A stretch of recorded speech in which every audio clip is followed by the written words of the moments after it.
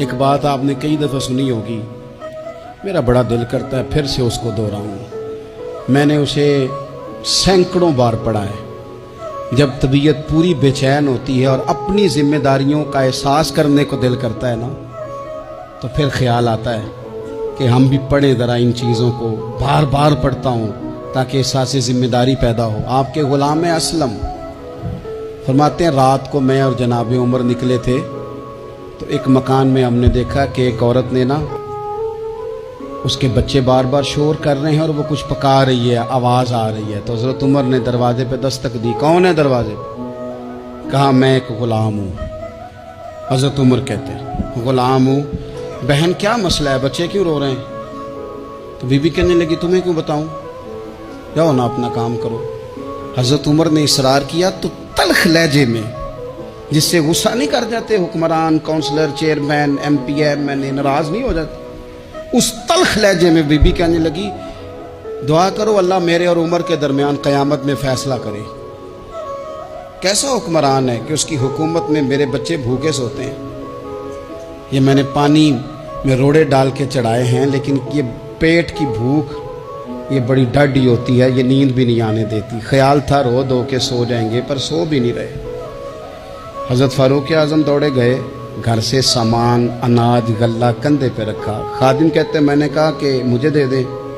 فرمانے لگے چل تو وعدہ کرنا قیامت میں بھی میرے بوجھ اٹھائے گا۔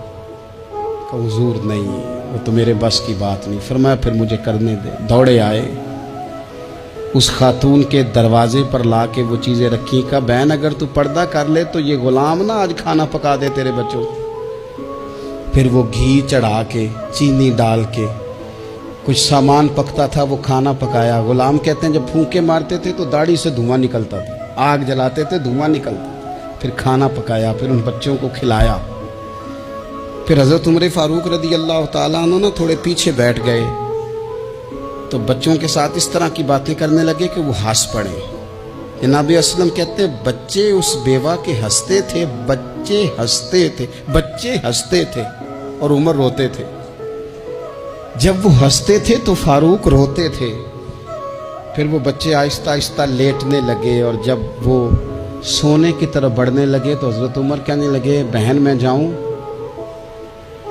کہنے لگی رب تیرا بھلا کرے، میرا کلیجہ پھٹ جاتا اگر میرے بچوں کو آج شام بھی روٹی نہ ملتی۔ تو سیدنا فاروق اعظم رضی اللہ تعالیٰ عنہ کہنے لگے پھر تو میرے لیے دعا کرے گی؟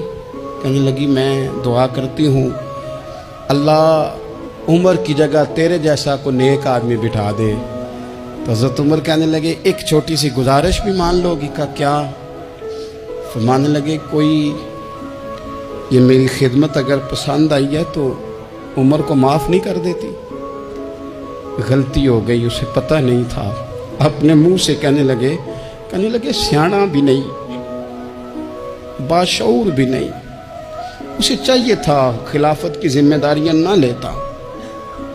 لیکن حضرت صدیق نے کہا تو وہ مان گیا، لیکن بہن میں اسے جانتا ہوں، بزدل بڑا ہے، کمزور بڑا ہے، ضعیف بڑا ہے۔ اگر تو قیامت میں اس کی شکایت لگائے گی تو بڑا کمزور پڑ جائے گا۔